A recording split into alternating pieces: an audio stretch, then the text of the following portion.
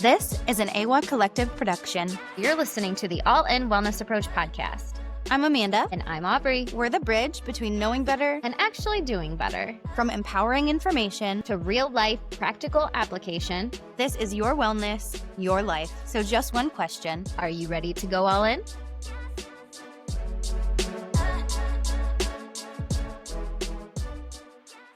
Welcome to the home gym. Love it. All right, so why don't you explain a little bit as to why we are in the home gym and what the home gym means to you? The home gym is just that. It is my husband and I's gym at our home. We turned our garage into a space for us to work out.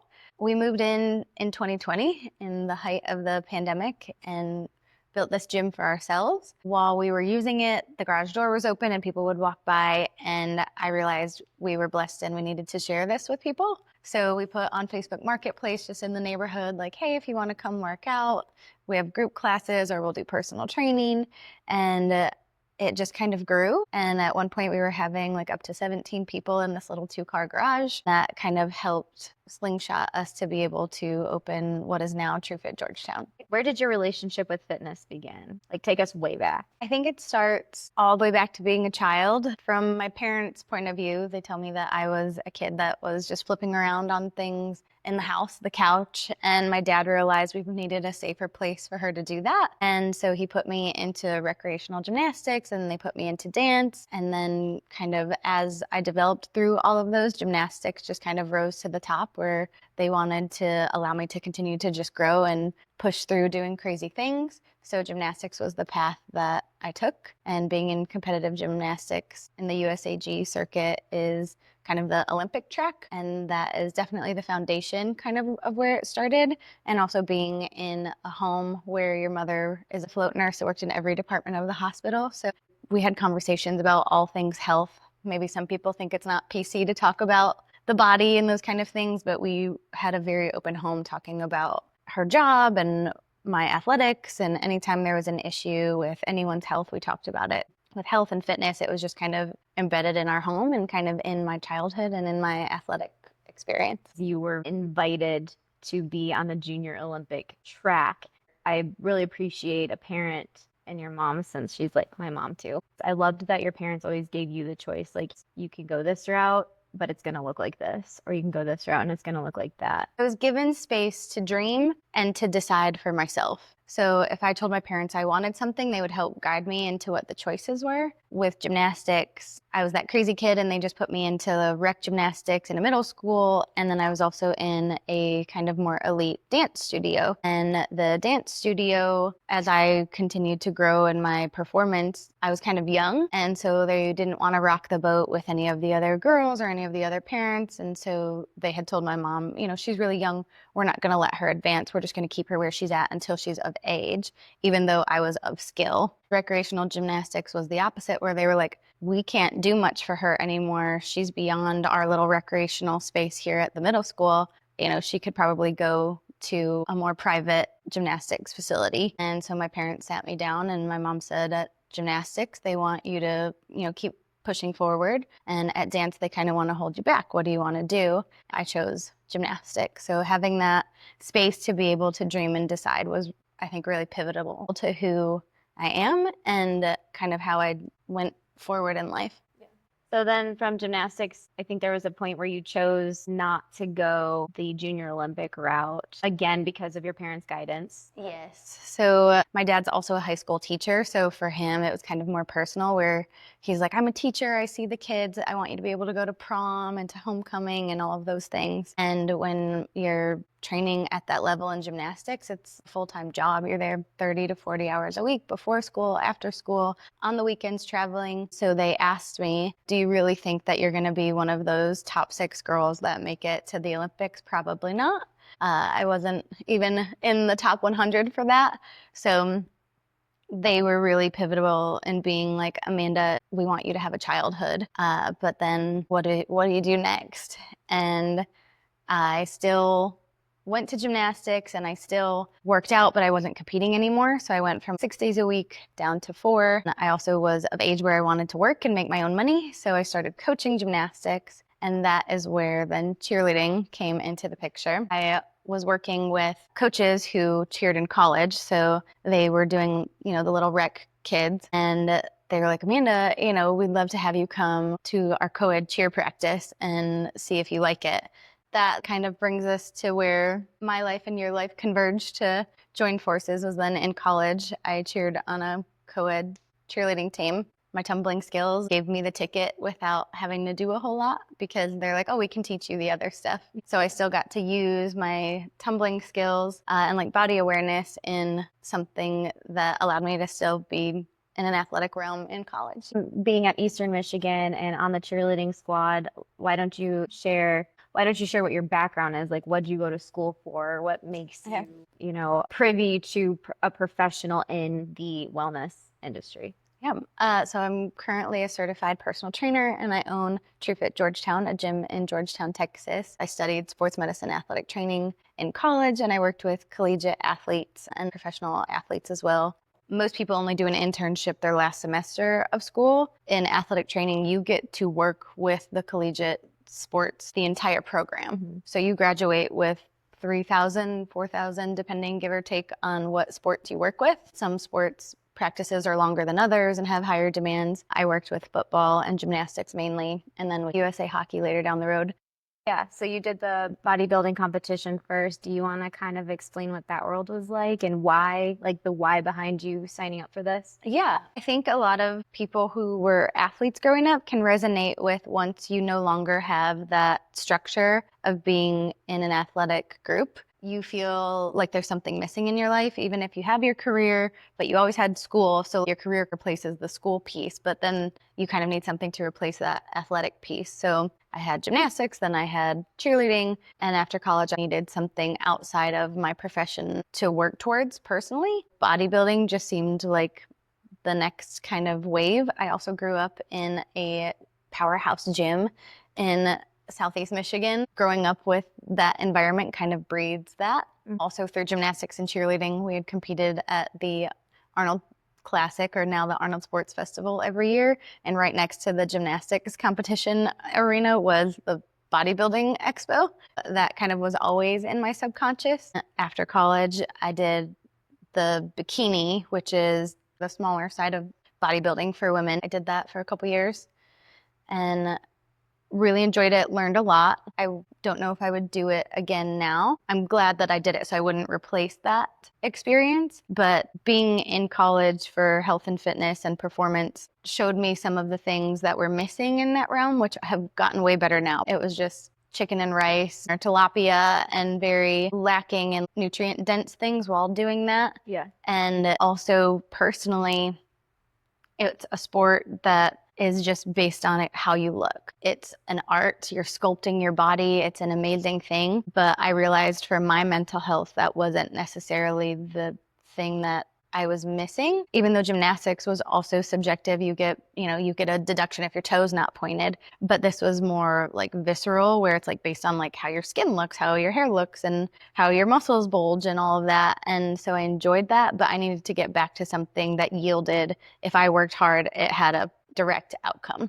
For someone who never had any sort of education on it until I met you and you did it, for just like someone on the street, sounds like your absolute worst nightmare to stand in front of judges and be like, pick me apart. And that's pretty much it. Yeah. And it's a weird thing because you're in the best shape of your life when it comes to aesthetics, not necessarily internal health, but you are how you wanted to look, lean and all of those things, and you still sit there and they tell you, oh, it's not good enough, which is the whole point of it. But if you're not prepared for that, or if you're not in a good space to do that, it's not necessarily the best realm for people. You're physically working on your body, but you really have to go in with a mental strength. So you have to work on the mentality too. Yeah. Like developing that callus to subsequent yourself to that.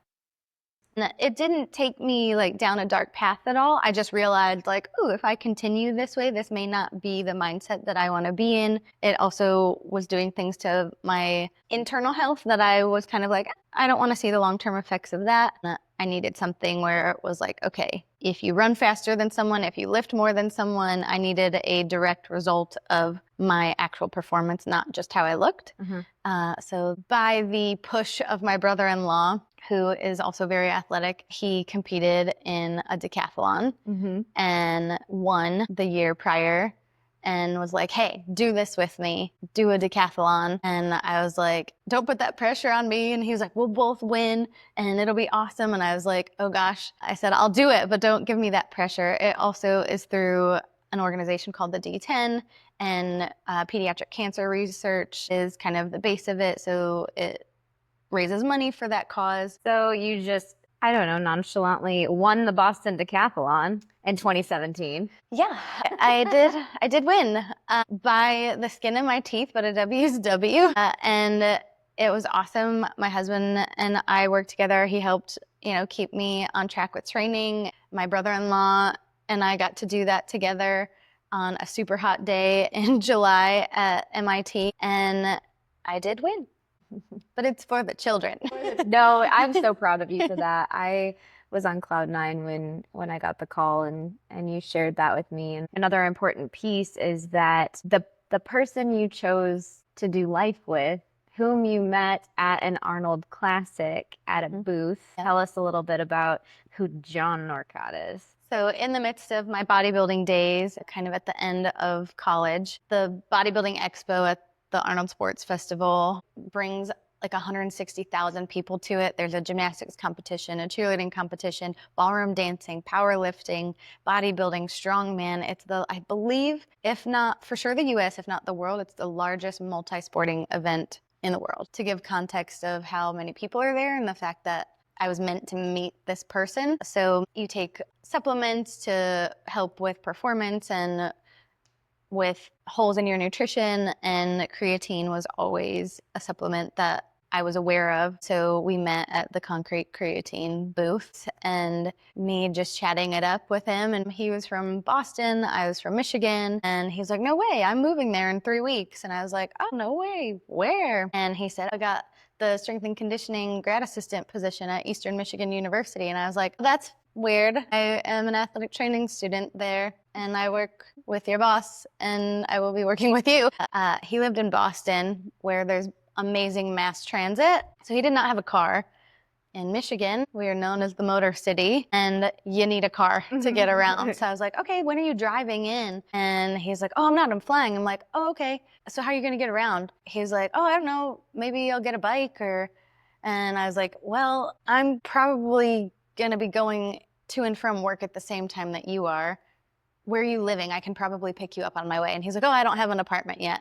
I was like, you need to have a safe place. If you don't know, you could potentially get into an apartment that's not in the best part of town. So 3 weeks of going back and forth, helping him find an apartment and figure all of that out.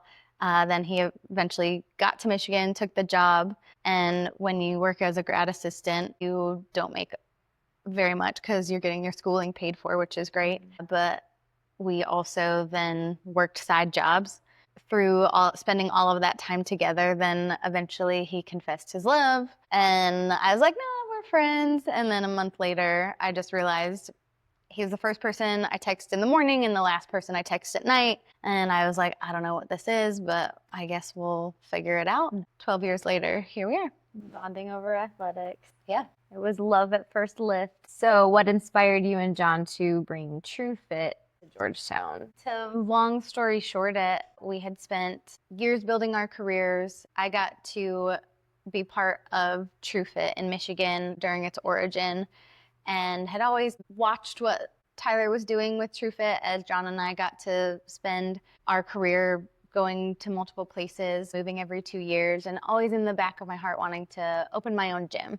During the pandemic, we were training people out of this little 2-car garage, the home gym. So just to clarify, you both basically had 2 jobs. You were training people at the home gym in the morning, would go to your corporate wellness jobs, and then you would train people in the evening.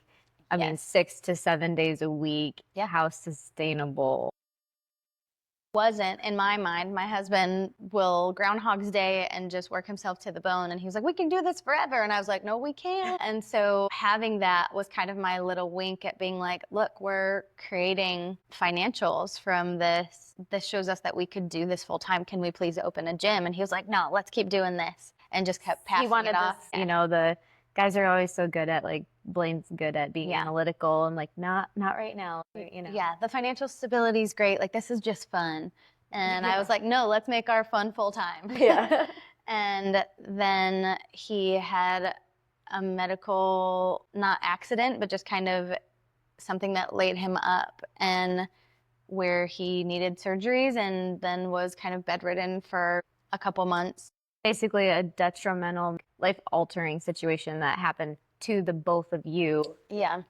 And in the midst of that. Primarily to him, but secondarily to me because I'm his life partner, and in and out of the hospital for almost 3 weeks, then being in the hospital for almost 2 once we figured out what was going on, and then him being laid up for a month at home allowed him to realize, like, you can't control everything in life as much as you thought you could, and not everything is safe. So in the midst of his healing and recovering, said, let's open a gym. And I was like, awesome. Nonchalantly, laying in a bed. Yeah, like, you can't walk. You can barely do a regular day.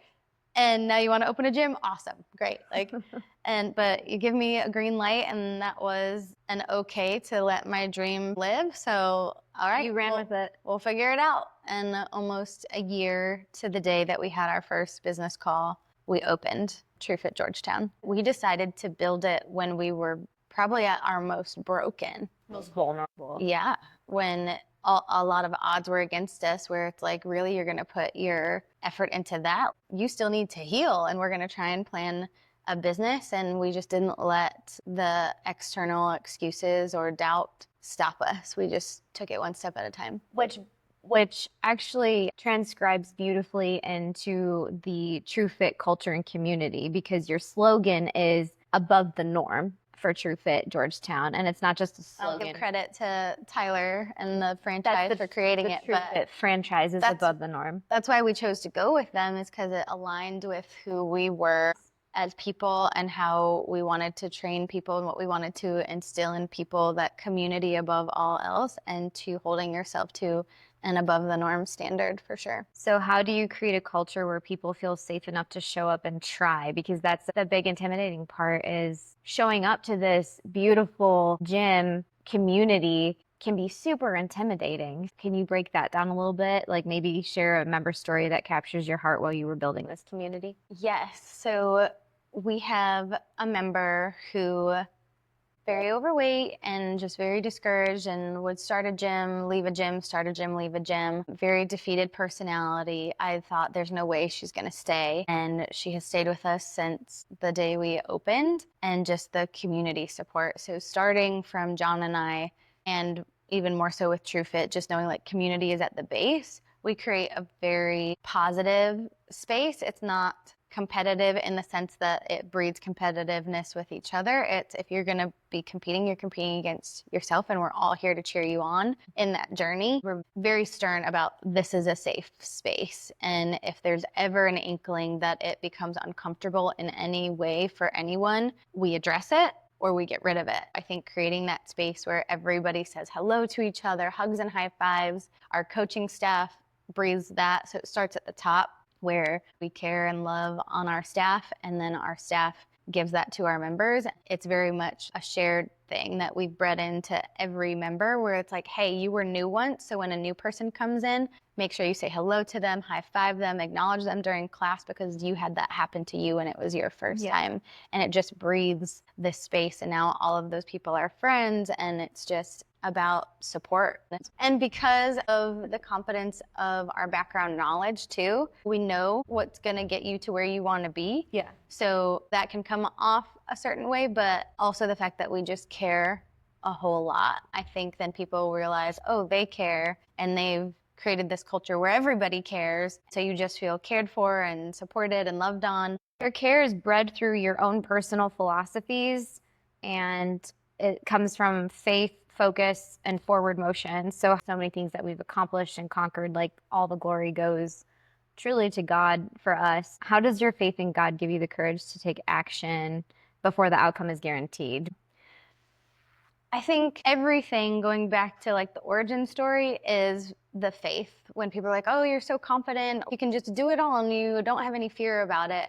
I think that comes from being very rooted in my faith. And when you have faith in something, you have confidence in it, right? When you've been through some hardships and you've realized you've gotten through it, my life motto is have faith, do the work. And that comes from Philippians 4:13. I can do all things through Christ who strengthens me. Even if I'm not capable or I'm not strong enough, my God is. I do have faith in myself, but when the faith in myself isn't there, I have faith in someone else. That allows me to just take good, bad, ugly, indifferent, whatever life throws at me in stride, because I know if I can't, God can, and it's gonna work out. It may take a long time. It took me 10 years to open a gym. Dreams don't have a due date. They should, if they're a dream, they're in you for a reason and for forever, and God will make it happen when it's supposed to happen. Having that faith of, right, like, this may not happen today. The plan may not be foolproof. The plan may not be A to Z, but if I even just plan A to B, then going back to faith again, having faith that the plan is good enough, or having faith that God will meet me at B and then show me C. When I've been really down on myself and you're like, hey, you got to meet God where the miracle is. Yeah. So to kind of pull a parable from the Bible that helps me with this is miracles still happen. And they're not as obvious because there's so much more noise in our world than there was back then. When a miracle happens in the Bible, there still takes an effort on the humans that are involved in that piece. So Moses parting the Red Sea. God is performing a miracle through Moses parting the Red Sea, but the Jews still had to get there. They had to get out of their homes and go to the Red Sea. It wasn't just like, oh, just down by the river, just a cute little walk. It was a arduous journey that was rooted with plagues and sickness and death and fear of the Pharaoh. So they had to work. They had to do their part and meet God where the miracle was happening. Otherwise, Moses just would have been standing there like, okay, I'm holding it. Nobody's here. I just have this image of like him looking around like, where are the Jews? And they're just sitting in their little houses, hope like, okay, Moses said a miracle's gonna happen. Yeah, you gotta get up and you gotta walk to it. Like you have to do the work. So like have faith that the miracle will be there, but you have to meet it and you have to get up out of your seat, get up out of your home, get uncomfortable, right? Because during that journey, a lot of them were like, all right, if this is what this is, I'd rather take the Pharaoh. I know that chaos and the devil, like I know that. I don't know this and this doesn't feel like the promised land that you told me it would be, but you have to see it all the way through.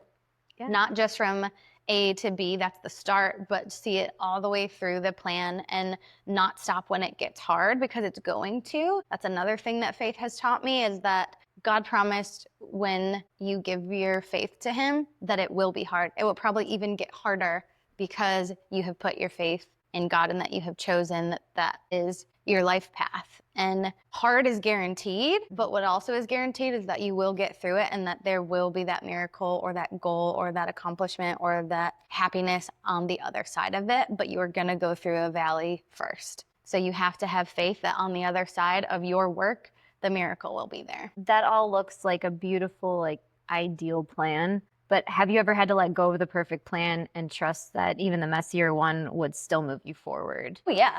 A lot of the times, I don't know the full plan. It doesn't always go according to plan. Your plan needs to be able to evolve with the environment, with you, but that doesn't mean you stop the plan. It just means you pivot the plan. You just have to start. Take the first step. And then when you get there, you know how to do that one and you keep going. And as long as you focus on the next right thing, I love from Frozen, I think it's Frozen 2, where she sings, just do the next right thing. And as long as you've said that even before that movie ever coined it. Yeah. You've always said that. You're like, well, what's the next right thing? What feels right next? Yeah. You don't climb the mountain all at once. And if you just keep looking at the peak, it continues to get bigger and scarier and zeroed in on. And so then you don't move because you're like, okay, I'm just going to enjoy the view from here, instead of taking one step at a time. And maybe the path that you saw from the bottom, once you get to a junction, means, nope, we have to change. This is not the way that we're going to get to the top. When the plan doesn't go according to plan, that's okay. Pause,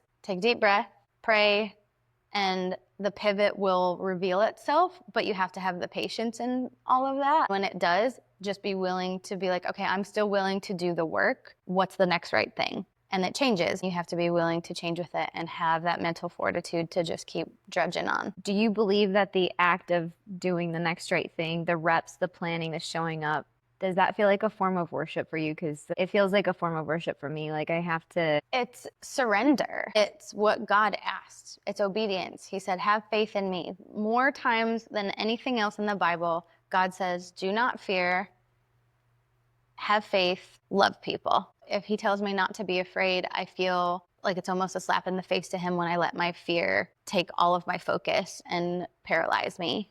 A form of worship and surrender to be like, you got this. You told me you do, so here you go. I think it's also helped because I've seen it through fitness. You can kind of put any goal and use what you learn with your health and with moving your body into progress. You're not going to lift 100 pounds today, but you know that if you start with the 5s and then you graduate to the 10s and you continue to go, fitness is literally a physical embodiment of the method to then apply to any other goal in your life. It's having faith in doing the work, having faith in the plan of like, oh yeah, that's just how progress works. Mm-hmm.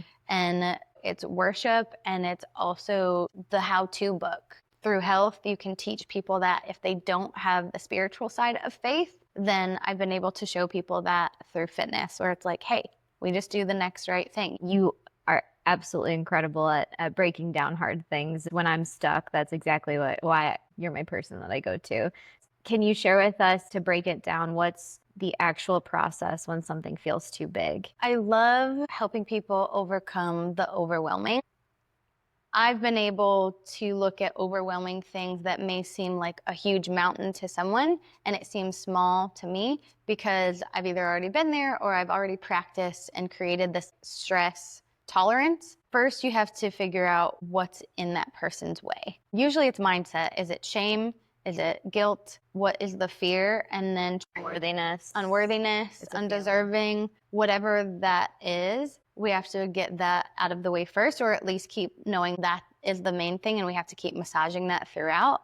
So it's like, okay, let's get that out of our way, and then we can get to what the next piece is. And that's different for everybody. To break it down, the first thing is to identify like what is your roadblock for even wanting to start. And what your why is. And a lot of people's why at first is really surface and not sustainable. And when it comes to fitness, people are like, oh, my why and why I want to get fit is because I have a wedding or because I have a vacation. Well, what happens after that wedding or vacation? Then you go back to what you were doing before. This needs to be a sustainable lifestyle change. Mm-hmm. And you don't get to own your fitness and your health. You have to pay rent every day. And how you pay rent is what you do with your body and what you put in your mouth nutritionally. It's one of those things where we have to figure out what's the why underneath all of that. It can't just be, I want to look nice in a dress or in a bathing suit, which is a strong why to start, but it's not. But it's a byproduct. Yeah. And it's not sustainable. Right. So we have to find what is deep under there. Is it, okay, you have grandkids or children that you'd like to be able to keep up with? Is it that you'd maybe like to actually have children and right now they're telling you that you can't because of where your health is at? And so getting to that deeper rooted, sustainable why that gets people to realize that this is going to be a longer journey and it's going to be a safer journey than trying to do a quick fix. Is my biggest part and how I go about health and fitness with people. Sarah, behind the scenes, wanted to, because even though we are faith-based, not everyone is, and we want to make sure that we touch on that, or that your faith may be different than ours. But faith doesn't necessarily have to be godly. That's where it's rooted for me, and that's what gets me through. But you need to have faith in something. Because when confidence goes away, faith is what gets you through. You need to find a community, and community doesn't start with just a big group. It starts with one person, whether that's finding a personal trainer that you're giving your faith into because they do this for a living, and so I have faith that they know what they're doing. You're wanting to start a business, then you talk to a financial advisor because you have faith that they know what they're doing and they can tell you what the next step is. So having faith just means that you're putting faith into something outside of yourself to then build faith within yourself too, that you'll show up for yourself and that you can do the thing because you need to ask for help. And again, that's where my faith comes in, because through our faith it says we're not meant to do things alone. And whether you believe in God or not, that's still something that I think holds true. We found it through the pandemic that isolation is not good for humans. Don't do it alone. Get help. Find someone that you can put your faith in, or something that you can put your faith in to help teach you and to help guide you into what that next step is. And then you have to do it. So have faith in someone who can help you, or something that can help you create the plan, and then do the plan. So have faith, do the work. I think faith is a word that has many, many meanings. For us, we touched on the fact that it's more godly faith, but faith in yourself, faith in your dog, faith in whatever it is. Always the dog. Yes, our puppies. So finding faith looks different for everyone. And I'm not trying to browbeat and say that you have to have godly faith, but for someone who you may be like, oh, I really appreciate what she's done in her life, I have not done it without my godly faith. And if that's not for you, there's still some sort of faith that you need to find. That definitely touches on systems, structure, and strength. So talking about faith and moving into more daily rituals and things, what daily rituals or systems keep you grounded and moving on the daily when it feels monotonous? The daily is hard because not every day is the same, which I kind of love. I do enjoy a structure as well. So I'm kind of like that weird middle. My husband loves a Groundhog's Day. He loves the same thing every day. It depends on what part you're talking about. So if you're talking about the nutrition side, if you're talking about the faith side, if you're talking about the fitness side, it's creating small plans or small habits. Clients come into me as they just come in with this shame of, I should know better, or people take it upon themselves to be like, okay, I'm going to try that thing. And they don't even know what their base level of their body is. I went to school to learn anatomy, which is learning how this engine works. You went to school for aviation to learn how jet engines work. Like, people are okay with being like, oh, I don't fly planes, I don't know how that works. And there's no shame in that because they didn't go to school for it. So they don't carry this weight of like, I should just know how that works. But we do that to our body. Every client comes in thinking that they should know exactly how this crazy machine works. And if you didn't go to school for that and you weren't brought up in it, stop carrying that shame and seek someone who went to school to understand how this machine works. To help you yourself. Yeah, to learn how to fuel it properly. You may put improper fuel into an engine and it may still run, but for how long and at what detriment, right? And I don't know all the engine terms, but like you may blow a gasket or, you know, some sort of thing to where then that engine will eventually fail. It's going to burn dirty and Yeah. it's going to deplete the efficiency. Right. It will eventually fail because of improper fuel, improper oil, whatever it is. So you make sure to fuel it properly so that you protect that engine so it doesn't fail you. And understanding that everyone is different in how they need to fuel. So again, you don't look at a Mack truck and a Prius and give them the same fuel. You fuel them. Just imagine you and John. Yeah. Mack truck. I'm a Mack truck, I'm just kidding. But we think, oh, my friend over there is doing this thing, then I should do it too. No, you need to make sure that that's right for your engine and your machinery before you adapt something into your life.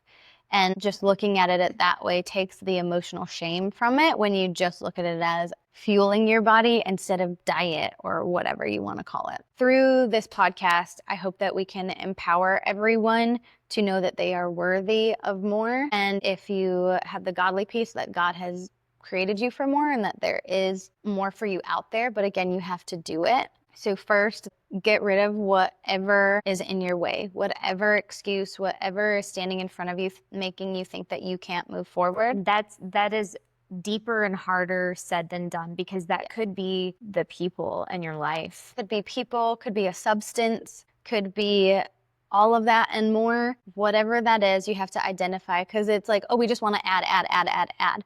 But if you just keep adding, then you're a hoarder and you haven't gotten rid of anything. And yeah, you may have all of the tools, but you can't use them because you don't have the space because you still have all the junk from before. Get rid of whatever's in your way first and allow that to just breathe for a second to give you the space to be able to dream. Then when you dream, make that dream super, super vivid. If you closed your eyes, what is that goal? I say dream, goal, they're interchangeable to me. What is that? What do you look like? Where are you living? What color comes to mind? What taste? What smell? Make it so alive to you that you can see it so clearly that it almost already exists. So you have that, and then what's the next right thing? Don't feel like you have to get the full plan. That will come, and there's a little flow chart that you can work through it where it's like, okay, you go to the next question, and if you pick door number 1, you go this way. If you pick door number 2, you go this way. But what is the next right step? And have faith that when you do that next right step, then the step to follow will reveal itself and you will just continue to just do that. And that next right step kind of comes with the whole choose your hard theory. It's like, all right, the next right step is to find a gym. Well, I can't afford a gym. You know, if someone comes with you, I will throw these like rapid round excuses. I can't afford a gym. You can't afford a gym. Do you have a phone? Yeah. Use YouTube. There are so many free workouts that you can do at home. Start with body weight. Start with what you have until you have more to do more. So then you've yielded that result. Then you realize, okay, financially, this is something that I need. Where can you take away? You can't afford a gym. Are you buying Starbucks? Are you eating out? Are you buying expensive clothes? I don't have time to cook. You don't have time to cook. That's fine. There are ways that we are going to give you that is a no-time meal prep that takes absolutely no cooking at all. And it's pretty affordable as well. So you're the only one who can make your goal happen, and you have to do it. You have to eat, right? Mm-hmm. So, okay, if you can't cook, then there are still healthy options for you to choose without cooking, especially in living in America in the world that we are in. You can get hard-boiled eggs and you don't even have to boil them yourself. You can get tuna in a packet. Stop allowing those excuses to breathe a narrative that does not exist or that you are not willing to work towards. If you are allowing that excuse to define your success before you even try, then I don't want to hear you have a goal because you're not willing to do the work. Once you really do that meditation of envisioning this like goal to where you can literally taste it, see it, it's almost hard not to want it even more. If you're not willing to work for what you want, then you don't want it bad enough. So final takeaways, if someone's listening right now and sitting on a dream that scares them, you know, just short excerpt, like what would you say? I would say, what's in your way? Get rid of it. And then what's the next right thing? Perfect. So what's one small step they can take today? One small step you can take today is start to envision what your life is when you've reached that thing. Thank you for sharing your story. You know, it's hard because I know your story, and then just to get it out there and kind of tie it into what this whole project means to us and the AWA Collective. But the final question that we plan to ask everybody on the show, what are you currently going all in on, big or small? Right now, my husband and I are signed up to do a next partner high rocks competition. So faith that I can do this thing and doing the work every day to show up the best that I can on that day. So high rocks competition or bust. Here we go. Well, thank you. I'm hoping to be there to cheer you guys on. Thank you. Side effects of listening to this podcast may include spontaneous personal breakthroughs, increased confidence to do hard things, and occasional uncontrollable inspiration. If these symptoms persist, congratulations, you're officially all in. This podcast is for educational and entertainment purposes only and is not intended to diagnose, treat, or substitute professional advice or medical guidance. Always consult your physician, therapist, or qualified provider before making changes to your wellness, nutrition, fitness, or mental health routines. Thank you for joining us on the All-In Wellness Approach. For more information on the AWA Collective, upcoming episodes, or to connect with our community, visit awacollective.com or follow us on socials. That's AIWA Collective.com. See you next time.